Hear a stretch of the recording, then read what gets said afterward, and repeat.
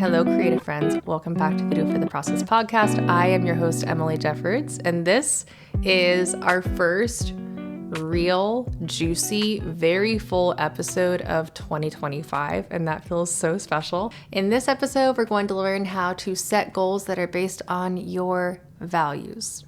This is so important. We're going to walk through what that means, how you can do this, how you even figure out what your values are, because that can be such a confusing and uniquely tender moment when you're like, wait, are these values that have been handed to me by somebody else, or are they truly unique to me? And by values, I don't necessarily mean moral ethics. I mean, why do you do what you do? Which I know seems like it should be obvious, but let me tell you, it is not. It is definitely not. And I like to revisit my values year after year because they shift every year. I shift every year. I'm always growing, and so are you. So we're going to talk about that. We're going to talk about vision casting as an artist, how to set goals without your ego getting in the way. It's going to be very good and very thorough. Let's dive in. I recorded the last episode on New Year's Eve, which felt surreal to me, maybe not to you, but to me it did. And it was like a little update. What's happening? Where am I now? What's coming up for us and for creatives in the new year. And this episode, we're going to get into the weeds, but we're going to do so in the most heart-centered way I can possibly imagine. Oftentimes, January comes with a lot of ego. It comes with a lot of shoulds and a lot of criticism of self. We think we need to work out more. We need to diet. We need to plan our whole year. We need to get all these big things on the calendar that are going to make us successful in the year to come. And that is awesome. Love it. I love progress. Don't hear me wrong. But that is a lot of ego. That is a lot of external expectations informing our internal actions. And as a creative, we are incredibly sensitive to external expectations. I don't know if you've noticed that or not within your own life and within your own heart and mind, but as someone that is a creative, you are tuned to the universe in a unique way. You are on this earth to synthesize information, to receive information from everything around you, the energy, the nature, the people, all the things around you, the ideas around you, everything. All of it goes through you. And your job as an artist is to sit with that information and then translate it in a fresh and unique way that really only you can see. And that's the nature of creating art, right? Of all forms, paintings, music, poetry, everything. That's what artists do, which is incredible. What a gift to give to the people around you, to the community around you, to the world around you. It's incredible. But that comes with a heightened sensitivity. So when you make it a practice to set goals for the year or for the next few months based on something external to you, what you're really doing is compromising that sensitivity that you have to the world around you by putting someone else in charge, some other idea in charge, some should or could or another story in charge other than the one that might be coming uniquely and individually from you. Now, I love letting people inspire me. If you see someone doing something and you're like, oh my gosh, that person is so smart. I love this idea. Awesome. Receive that information. Again, that's what we do as artists. We receive information. Let it sink inside of you and see if it belongs to you. I have a workbook that I've created that I would really recommend that you download, especially if you identify as an artist or a creative or someone that maybe just has a lot of big feelings that come out of you in whatever way they come out of you. Download the workbook that I've linked below. It's called the Goal Setting Workbook, and it's specifically for artists and for creatives. And I say that because, yes, it works for anyone. You could be a plumber and get a lot out of this book for sure. But for those of us that do have to have a lot of integrity wrapped around the thing that we create, and by that I mean structural integrity, like structural soundness. I don't necessarily mean morally ethical. I mean like the things that are happening outside of you are informing the thing inside of you. And that thing inside of you is so authentic to you. It's so unique to you that you can then go and create something from it. You can go create art, music, a recipe, poetry, a book, a design, whatever your thing may be. That is the essence of what it means to be a creative and to be an artist. And you can only do that if the thing inside of you belongs to you. I think we probably have all tried something that feels a little bit nasty, at least to me, where you might tip into the realm of copying someone or trying something from someone else's source of inspiration. And that doesn't feel good. Now try setting, don't actually try this. I'm going to just recommend that you don't try this, but imagine setting goals from that same copying point of view, from that same ego-driven, externally sourced inspiration. It feels horrible. And guess what? You are probably going to fail at those goals because they're not originating from within you. They're originating from outside of you. And as an artist, as a creative, that rarely lands very well inside of our bodies. We probably all know how this feels. So I'm going to recommend that you download the workbook that I've linked below. I'm going to walk through a little part of it today in this podcast. And if you're ready for a lot more, download it, print it out, and go through it. I went away to a cabin this past weekend. Remember last week in the podcast, I said I was going to in the middle of the episode, I was like, oh, I should book a cabin. That'd be so fun. Well, I did it. Did it that exact same day on New Year's Eve. And I went away and I had my little printout with me and I had my pencils, my Blackwing pencils sharpened and ready to go. And there was snow on the ground. Like, do you know how special this is for someone that lives in South Carolina where we get maybe, I don't know, a whisper of snow every couple of years? We're very starved for this magical experience. So the fact that there was snow felt like, oh, that's so special. It's so special. I went away, went through my own workbook that I wrote every word of, that I know everything about inside and out. I could turn it upside down and shake out all the pages and I could put them back in order, no problem. I did not expect the reaction that came out of me.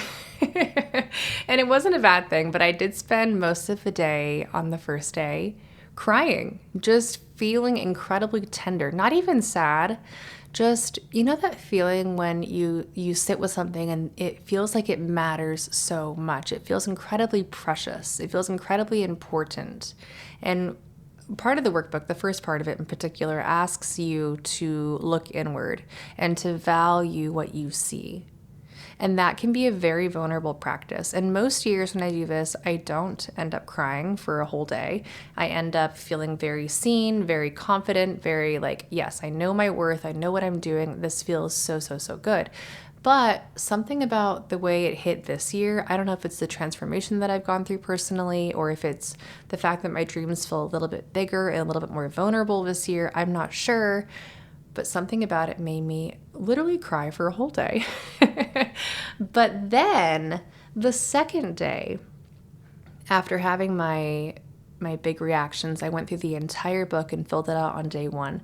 And then on day two, I was going to step into kind of like making plans and making some movement towards my goals, that kind of work, which is so gratifying to go through after you've spent a day with your goals, with your aspirations, with your tender dreams, and you value those dreams. Stepping into action just feels so, so, so good. So on day two, when I did slip into that action taking, let's make some progress mode, I felt so incredibly confident and competent and like this deep certainty that the dreams that are inside of me are here for a reason. The dreams that are inside of me are not small, nor should they be. They are not to be timid. They are not something that I need to gloss over because they might make me nervous or make someone else nervous. These dreams are large and they're in me because I have the capacity to see them through. And when I settled into that, oh my gosh, Oh, it's the sweetest gift. And I want you to experience that in whatever way it iterates for you. Again, there's no expectation, there's no ego on how you should or shouldn't accomplish your goals or set your goals. That is not what we're doing here. But I would highly encourage you to download the workbook, print it, and go through it at your own pace. Take it one page at a time. Don't rush. If you want to block away a couple of hours or a whole day, I recommend doing so. Just because I think that your dreams are worth it. I think the things inside of you are worth it. I think that you have the capacity to see those dreams, to hold them, to look at them, to love them, and then to begin to take action towards them. And the beautiful thing about setting goals based on your aspirations, your values, and your dreams is you're not setting goals to accomplish a thing. You're not setting goals that are either you hit it or you don't. Either you succeed or you fail. That is not what we're doing when we set goals, especially as an artist, especially when the outcome of our work is rarely what we expect at the beginning. I can't tell you the amount of times I've sat down expecting to create something and then it totally shifts midway through it. I'm like, well, I guess I'm painting this now. I guess I'm using this color. Who knew?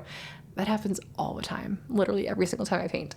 So if the very nature of our creativity is fluid and expressive and a little bit unpredictable, then I do not recommend setting goals that are highly stringent, that need you to accomplish a certain thing in order to be successful. I recommend setting goals that act more like guideposts. They are your bumpers on your bowling alley. They are the little signs saying, hey, try this, go here, let's move over here, let's head in this direction. Because the real aim isn't a goal, like, gaining 1,000 Instagram followers. Okay, that's fine. That's a guide rail. That's a nice thing to aim for. But the real true thing that we're setting as our goal is living in accordance with our values, heading towards those aspirations and those dreams. And I don't think your dream in this instance, in this example, is having 1,000 Instagram followers. That's not really a dream that really anyone has. The real dream, the real value behind that might be to have more influence, to have more voice, to let your work be seen further and wider and by more people. That's the real goal. That's the real aspiration there, right? So having that marker of I want to gain a certain number of followers or sales, or I want to create a certain number of work, that is a beautiful example of a guide rail. It's not the goal. So I set goals a little bit differently, a little bit less ego-based and far more value-based than I personally have seen out in the world. And in doing so, oh my gosh, this is the best part. In doing so, you get to experience so much satisfaction and pleasure because the act of evolving is so fun. It's so rooted in you. It's not rooted in anything outside of you. It's not rooted in any other story, any other ego, any other stack of shoulds or coulds or could be's. It's rooted in, does this align with my values? Does this align with where I want to head as a creative entrepreneur, as a mom, as a human, as a sister, as a whatever? Then move towards it. And if not, then move away from it. Growing a creative practice can feel extremely overwhelming, especially at the beginning of the new year when everyone is chasing some kind of aspirational thing. They're all, setting their diet goals and setting our workout goals and setting our goals for art shows or for things that we're working towards. And those are so beautiful and important. And I love accomplishing big things that make me go, oh my gosh, I did it. I can see that guidepost. I can see that marker. I can see that thing. And I'm going to keep passing it and keep going. My recommendation is to go inward and to thoughtfully consider your dreams and your goals and to align those dreams and goals with the things that truly match your energy and your desires. So that's what this entire podcast series will be about. That's what the entire workbook is about. And I know that you're going to settle into creating goals that feel so delightful to move towards and to move past. That's the cool thing, is you can keep moving past those markers and you can set new goals. In my career, I've had the honor of self-representing my work primarily, which means that I'm the one in charge of creating my art, of setting my aspirations and goals when it comes to what I want to create, how I want it to look, how I want it to feel. I'm also the one in charge of selling my work, which is delightful. Let me just tell you, if that feels a little bit scary to you or overwhelming to you, or if you've tried and haven't succeeded, join Making Art Work when it opens later this spring. It's where I teach artists and creative entrepreneurs how to represent themselves. And you can work with a gallery and do this as well. You don't have to work just on your own like I do. But you get the chance to set yourself up for success in this way that is so empowering, and in this way that gives you, the artist, the creative, all of the agency over creating the career that you want, creating the body of work that you want, creating the business around that work that you'd like. It's just genuinely so incredible to watch a creative step into their power and step into their agency in this way. And Making Art Work is one tool in which I get to help artists and creatives do that. So check that out if you're like, I think I want more from my creative business this year. That's a phenomenal resource for you. Okay, and with that, I'd like you to pause, go download the workbook. There's a link below, click it, you're in. Get your pencils ready, sharpened, and let's go through the first couple of worksheets together. If you would like more and you're like, Emily, literally just hold my hand. Take me through this. Let's do this together. I am offering one more workshop on the 9th at noon Eastern time. You can join us. You can literally be in the Zoom room with me. You can ask your questions. I'll be there walking through this book with you. It'll be about an hour long, maybe an hour and 30 minutes, because I do tend to talk a little bit. And if the questions keep rolling, I'm not gonna stop. But I'm here with you, for you. It'll be so sweet and so beautiful. So RSVP, you have to sign up to RSVP, and I would love to see you in there. Okay, let's dive into the workbook. I am going to zoom ahead a few pages. We're going to go to page number 13. Read all the other pages though. If you need to just pause this and come back to this, you totally can. The previous pages talk about the importance of dreams. They talk about the importance of quieting your mind and clarifying what you want, and understanding that delicate balance that happens between being a human, being an artist, and being a creative entrepreneur. All three of those stack upon each other, and they are all based in you. You have to be the source for all of them. No big deal. You've got this.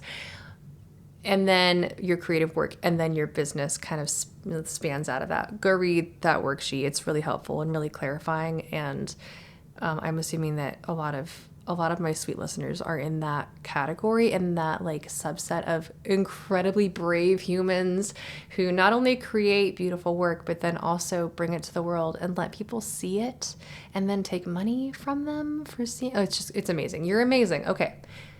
Go to that worksheet if you're like, that's me. I am scared. This is a lot. It is absolutely a lot. And you are so brave and so beautiful.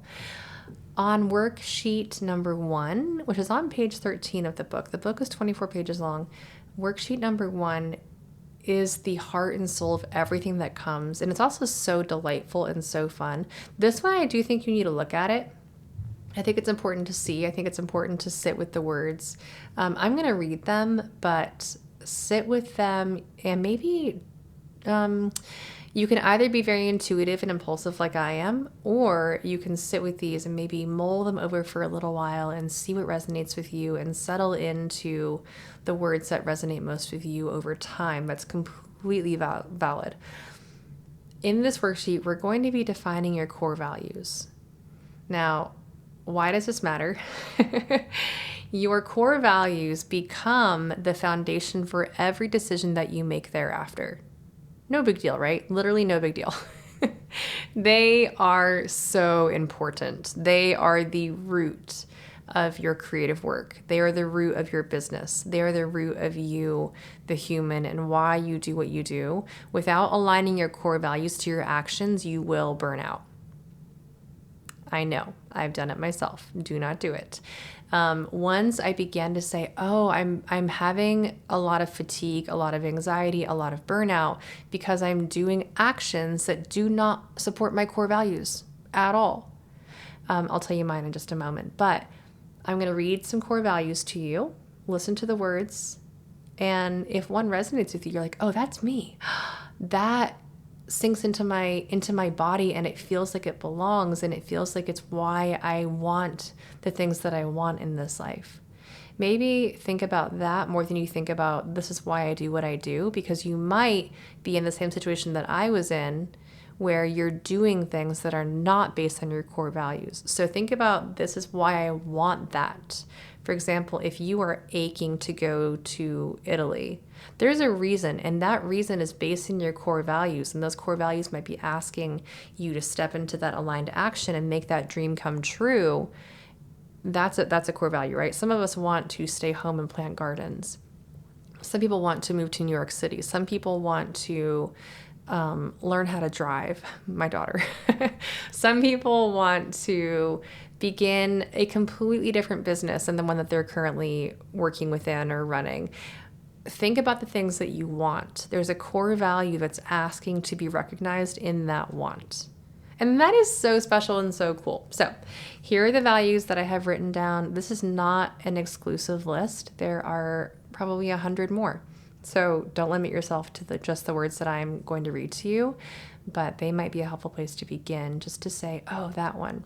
Now, what I recommend that you do while you listen to me read these words, I recommend that you, when one resonates, when you're like, oh, that one, that you write that word down. Try to limit this to maybe 5 to 10. You're going to want to settle on just a couple that you can remember every single day, but settle on like 5 to 10 that might be really resonant. They might go, they just might really feel like they belong to you in a certain way. That can be very, very helpful. Some words that I read to you might be repulsive to you. I love this. I read some of these words and I'm like, ugh, not that one. No, that's not me. That's so clarifying. Don't feel any kind of guilt if that happens to you. That should happen to you. Okay, here we go. Our core values, again, not an exclusive list, but these are really helpful to begin with.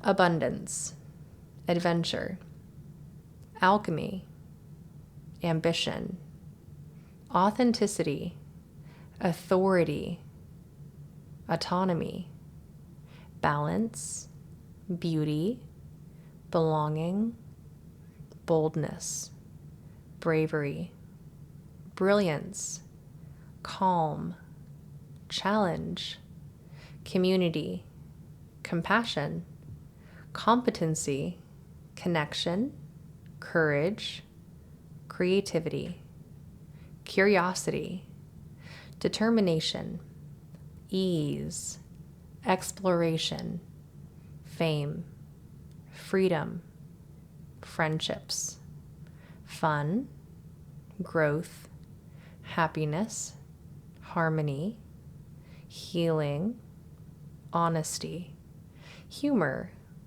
identity, imagination, improvement, independence, individuality, influence, innovation, intelligence, intuition, inspiration, joy, justice, kindness, knowledge, leadership, learning, love, loyalty, luxury, mastery, meaningful, nurturing, openness, optimism, passion, peace, pleasure, presence, prosperity, purpose, quality, recognition, respect, security, self-care, sensitivity, serenity, spirituality, stability, success, status, thoughtfulness, transparency, transformation, trustworthiness, wealth, wisdom, wonder, and finally, worth. So maybe some words spoke to you more than others. And if so, write those words down. Again, you can read all of these and you can print them out. And I recommend on the worksheet that you circle the ones that you're just kind of drawn to, and then you can refine that list. I would say to no more than 5, just because more than 5 tends to become a little bit tricky to remember. And we want to remember these words. These words should feel very resonant and very clearly us of the moment. And like I said, these words change for me every year. The words that I used to resonate with, I used to always have beauty on my list. Which other one did I take off my list recently? I think inspiration was always on my list. And those I have, not that I don't resonate with them, because clearly they are values that I hold very dear. But as far as the values that I want to inspire my actions or my goal setting for the year, those didn't feel quite as important now. And maybe it's because I've really settled into them and they are almost like givens at this point for me. I don't know. But the words that I settled into this year are ease, freedom. Freedom is a consistent one for me. I have that one on my core values list every year. I'm doing this by memory, so I'm trying to remember what else one word that I chose is not even on this list. And it's kind of in the same realm as trustworthiness, but it's the word integrity, structural soundness, things balancing within you and outside of you. That is really important to me as I move forward. So ease, freedom, trustworthiness, pleasure. So important. Oh my gosh, pleasure is so important to me. And I believe I wrote down intuition for my 5th word, but it might have been abundance. I can't remember. Oh no, this is why you only choose a few words, because even I, who literally just wrote this, I wrote my list on Saturday, which is a couple days ago, I've already forgotten what I wrote. So I know for sure ease, pleasure, integrity, and freedom. So apparently remembering 4 is my max. So maybe 5 is helpful. And especially if you feel like your words are really creating a rounded whole self, then keep all 5 for sure. The next worksheet and the last one that we'll do on this podcast episode is worksheet number 2 on page 14, which is the vision casting worksheet. This one is so, oh my gosh, I almost skipped it, honestly, when I was sitting in my little cabin doing my own workbook. Not because it isn't necessary or valid, but because I do this in my mind a lot, like multiple times a week. I'll do this practice. But I sat here and I wrote my answers to my visions in the moment. And this is what brought up the tears for me more than anything else. I was weeping. I was just streaming little tears down my little cheekies. And not that you have to do that. You might not get that emotional with it. And usually I don't, honestly. But this year it really sunk in. And I was like, oh my gosh, sweet Emily, I need to sit with the value of my own desires. Like it was just so important to me for me to do that. So I'm going to read the prompts, and if you have it downloaded, you can write in the little squares, the little boxes that are provided. If not, just grab a piece of paper and journal through these questions, or even do what I do and roll them around in your mind. They are so affirming. They are so guiding, and they'll help you to settle into your true value. And especially if you are someone that might struggle with self-worth or struggle with valuing your desires, if you are a people pleaser like moi, this is really, really helpful. If you also sense that you might be stepping into something that's a little bit bigger and a little bit greater than what you have tried to accomplish in the past, definitely don't skip this page. Okay? Vision casting. Quiet your mind and thoughtfully envision your life after 1 month of positive action. Then stretch this thought process to 6 months, to 1 year, to 5 years. Try to see as far as you can, but begin a little bit closer to home. How do you feel after the positive actions that your values are settling into, the things that you're like, oh, freedom matters to me, pleasure matters to me, settle into those words. And then what positive actions do those words encourage you to take? Now, how does your life change? Envision your life after you are embodying those values. You're doing it. You're living in accordance to those values. What changes? Ooh, it's so powerful when you begin to think about this. It is so clarifying. And when you think about this, we are not here to blame ourselves for not living in accordance to those values in the past. We are only asking what changes if I settle into them even more. Because I'm imagining they resonate with you for a reason as it is now, and you're probably embodying them in some form now. So what happens if you amplify those values? Okay, the first question is, what amazing things have you accomplished? And you can look back. You can look back and say what you've already accomplished, or you can say, okay, if I envision myself 1 year from now living in these values, what will I have accomplished? I love that. What are you proud of?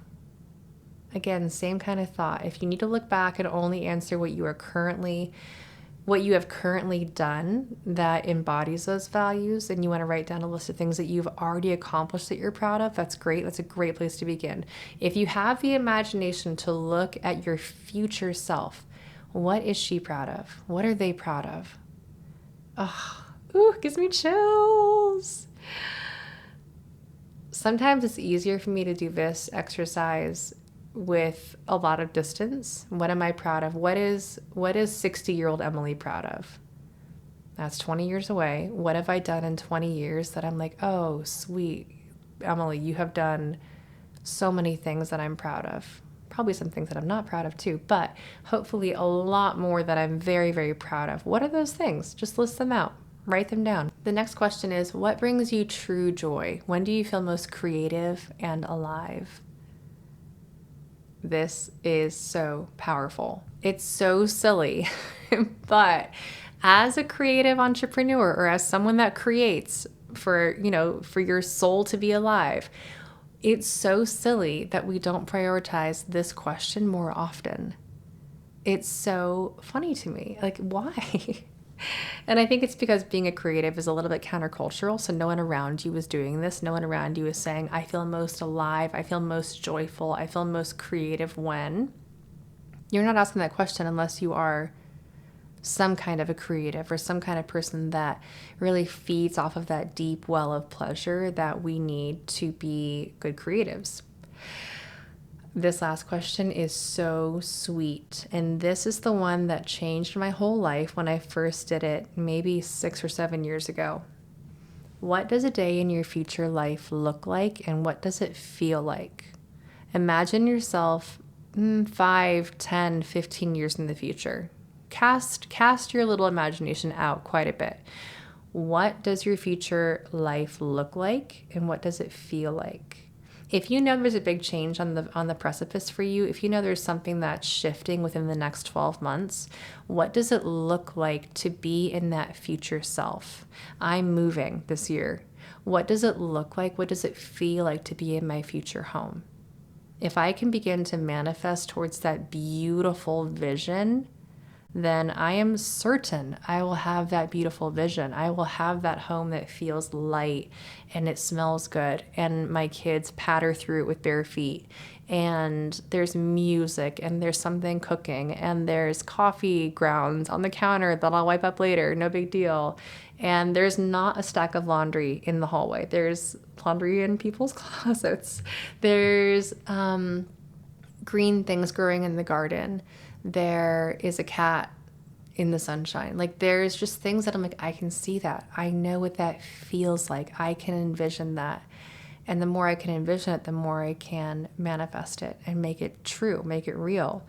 Now, what I think is so powerful is if you can look a little bit further, if you can look at your future self, if you can imagine yourself, I'm turning 40 this year. If I can imagine myself at 55 or at 60, what is that person doing? What have they accomplished? What has she worked on? And what is she feeling so satisfied with? What is she looking forward to? Those kinds of things let you, again, we're here to aim towards that goal of a life lived in accordance with our values. So if you can aim towards that goal, everything that happens in the shorter term, like you want to get more email subscribers, you want to sell more art, you want to get in this gallery, those are all guide rails. Those are all those things that we can aim towards that help us know if we're on the right path towards that larger, more beautiful vision of living in accordance with our values. Because when your values are aligned, when they're alive inside of you, your entire life begins to fall into place in a way that feels so satisfying. And that's what I want for every human, in particular, those of us that are creatives, those of us that are artists, because I truly believe that when artists thrive, our communities are stronger, more aligned, more vibrant, more honest, more beautiful, more meaningful. And that is all we need. That is all we need right now. We need more of that. Download the workbook. There are 8 other worksheets that we will get to in this podcast, but if you want to zoom ahead and do it now, you totally can. This episode, I hope, has been really encouraging for you. I hope it has been very grounding for you. Remember that your intentions create your reality. So if you intend to have a life lived based on your values, you will. Keep aiming towards that. Keep working towards that. Keep pressing on towards that beautiful vision of who you're going to be in a month, 6 months, 6 years, 60 years, and you will be that. And it will be a beautiful life that looks nothing like anyone else's because it is uniquely and beautifully your own. Okay, join me on the 9th at noon Eastern Time if you're listening to this in advance. Beautiful. If not, tune into the next episode. We'll go through the next couple worksheets right here in this space, and I can't wait to be back here with you. Thank you for being with me today, and I can't wait to see what this year holds for all of us. Okay, bye for now.